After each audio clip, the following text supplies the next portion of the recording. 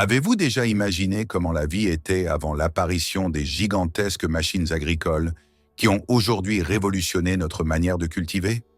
Un temps où les récoltes étaient encore réalisées manuellement, au rythme des saisons et des bras humains.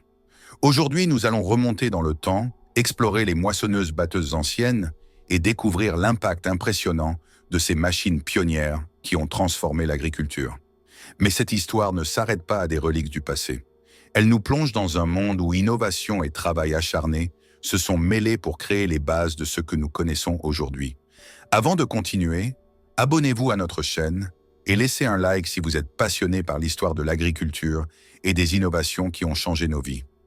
Dans cette vidéo, nous allons explorer des machines qui ont marqué des époques et révolutionné le monde agricole. Leurs caractéristiques uniques, leur puissance, leur ingéniosité et leur capacité à travailler sans relâche ont permis de nourrir des générations entières, tout en propulsant l'agriculture vers une ère de mécanisation sans précédent. Premier, la CAS 660, l'avant-garde de l'efficacité. Dans les années 1960, l'agriculture connaissait un tournant majeur. C'est à ce moment que la moissonneuse-batteuse Case 660 est entrée en scène. Véritable icône de son époque, cette machine a fait l'objet de nombreux espoirs et a représenté une avancée spectaculaire dans le domaine de la récolte. Imaginée pour alléger la charge de travail des agriculteurs, la CAS 660 était équipée d'un moteur à essence de 4 cylindres, semblable à celui des célèbres tracteurs K630. Une version diesel était également disponible, offrant une flexibilité appréciable selon les besoins de chaque exploitation. L'une de ses caractéristiques les plus impressionnantes était son réservoir à grains, capable de contenir près de 9450 litres de récolte. Cela permettait des journées de travail ininterrompues, réduisant les pauses pour vider les récoltes. Le moteur et la structure de cette machine étaient conçus pour offrir une grande polyvalence et faciliter son utilisation sur divers types de cultures. De plus, avec sa large plateforme de coupe de 6,7 mètres, elle pouvait récolter une grande surface en un temps record, réduisant ainsi considérablement le temps passé sur le terrain. Avec un taux de déchargement de 113 litres par seconde, la CAS 660 garantissait une efficacité de récolte exceptionnelle. Sa vitesse maximale de 48 km/h permettait de passer d'un champ à un autre rapidement, ce qui était crucial pour les agriculteurs ayant de grandes superficies à couvrir. 2. Le Claas Matador, une révolution de la moisson. En 1962, un autre modèle emblématique fit son apparition sur le marché, la Claas Matador. Non seulement cette machine était un bijou de technologie, mais elle marquait également un tournant dans la façon de récolter à grande échelle. Équipé d'un moteur diesel de 87 chevaux, le Matador était puissant et efficace. Sa largeur de coupe de 6 mètres permettait de récolter de grandes surfaces rapidement, et la machine était dotée d'une zone de déchargement pour la paille de 4,5 mètres carrés, ce qui facilitait le processus de séparation et de transport de la paille pendant la récolte.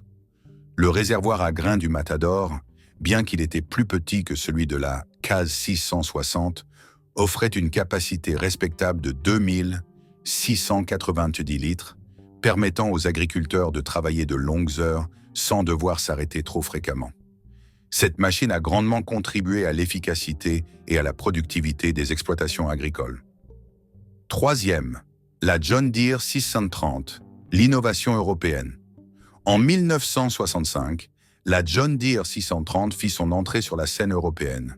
Conçue spécialement pour les terrains européens, cette machine avait un moteur diesel de 100 chevaux, suffisant pour les conditions les plus difficiles. L'un de ses aspects les plus impressionnants était sa capacité de déchargement ultra rapide, capable de vider 96 boisseaux en 65 secondes. Cela représentait un gain de temps considérable pour les agriculteurs.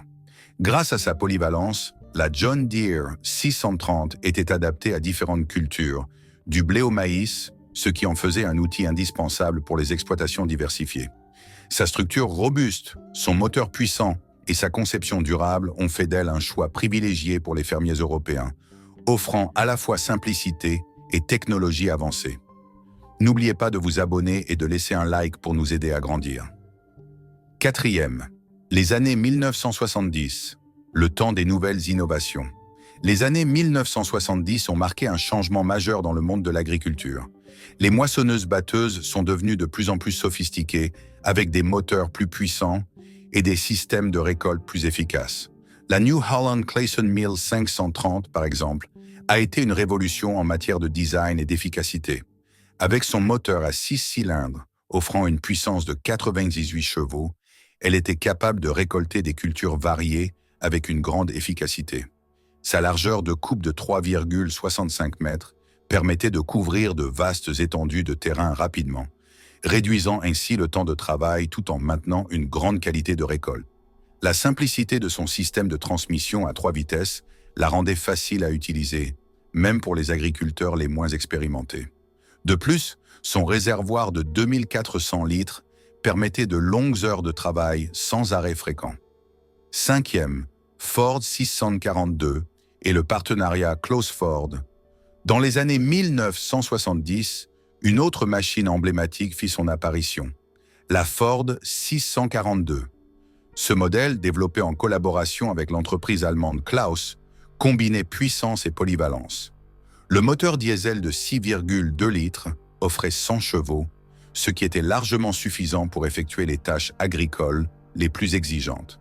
Avec un réservoir à grains de 4550 litres, cette moissonneuse-batteuse était capable de stocker une grande quantité de récoltes, permettant aux agriculteurs de travailler pendant de longues périodes sans interruption. De plus, sa capacité à s'adapter à différents types de plateformes de coupe en faisait une machine particulièrement flexible. 6. IH 431. La polyvalence au service des producteurs moyens.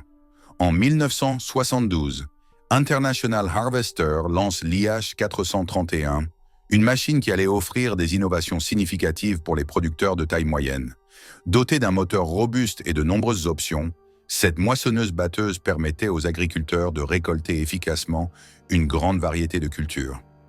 Avec son système de battage et sa capacité de réservoir à grains de 2250 litres, l'IH 431 offrait une performance et une productivité exceptionnelles, tout en s'adaptant à différents types de terrains. Conclusion. Chaque modèle de moissonneuse-batteuse évoqué dans cette vidéo représente une étape dans l'évolution de l'agriculture. Ces machines ont non seulement simplifié le travail des agriculteurs, mais elles ont aussi ouvert la voie à des innovations majeures dans le domaine de la récolte. En combinant puissance, polyvalence et performance, ces machines ont marqué l'histoire de l'agriculture, transformant à jamais la manière dont nous récoltons nos cultures. Merci d'avoir regardé cette vidéo. Si vous avez aimé, n'oubliez pas de laisser un like, de vous abonner et de partager vos impressions dans les commentaires. À très bientôt pour de nouvelles découvertes fascinantes.